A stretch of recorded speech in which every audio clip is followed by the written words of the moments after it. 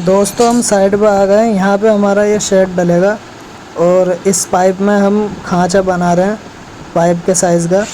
ये साइड में दीवारों पे लगेंगे।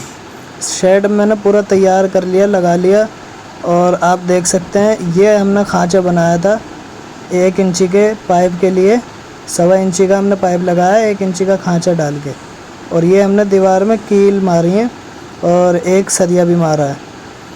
और इस तरीके से हमने सारे लगाए पाइप, और ये इनकी ममटी में एंगल जो थी उस एंगल में हमने 3 पाइप वेल्ड करे हैं अपने शेड के साथ। इस तरीके से हमने शेड लगाया है।